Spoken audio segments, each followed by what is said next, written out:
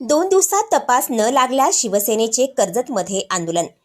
मुख्यमंत्री एकनाथ शिंदे यांच्या वाढदिवसानिमित्त शिवसेना पदाधिकाऱ्यांच्या वतीने नगर शहरातील पत्रकार चौकात लावण्यात आलेल्या शुभेच्छा फलकावरील जिल्हा अध्यक्ष अनिल शिंदे यांचा फोटो अज्ञात व्यक्तीने फाडून टाकला। शनिवार दिनांक 10 फेब्रुवारी रोजी रात्री ही घटना घडली। या प्रकरणी सेनेचे पदाधिकारी चंद्रकांत शिळके यांनी रविवारी दिनांक 11 फेब्रुवारी रोजी तोफखाना पोलीस ठाण्यात अज्ञात व्यक्तीविरोधात गुन्हा दाखल करण्यात आला आहे।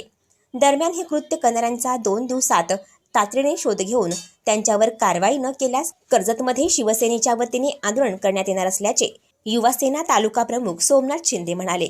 यावेळी कर्जत शिवसेनेच्या वतीने या घटनेचा निषेध देखील करण्यात आला। प्रथमतः माझा जय महाराष्ट्र। काल मुख्यमंत्री एकनाथ शिंदे साहेबांचा वाढदिवस साजरा झाला।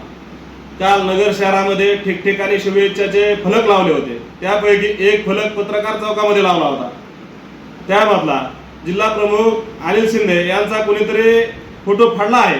प्रथमतः कर्जत तालुका युवा सेनेच्या वतीने मी निषेध व्यक्त करतो आणि काल आम्ही तोफखाना पोलीस स्टेशन येथे गुन्हा देखील दाखल केला आहे। पोलीस प्रशासनाला देखील मी विनंती करतो की 2 दिवसामध्ये तुम्ही अज्ञात इसमाचा तपास लावा आणि त्याच्यावर कारवाई करा।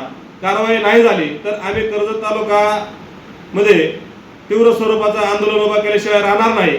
आणि ज्यांनी कुणी हे कृत्य केलं आहे त्याला देखील सांगतो की जर तुला काही अशा गोष्टी करायच्या आहेत तर समोरासमोर येऊन कर, कारण त्याचं उत्तर आम्हाला तुला नक्की देता येईल आणि आम्ही आमच्या शिवसेनेच्या भाषेतच तुला उत्तर देऊ।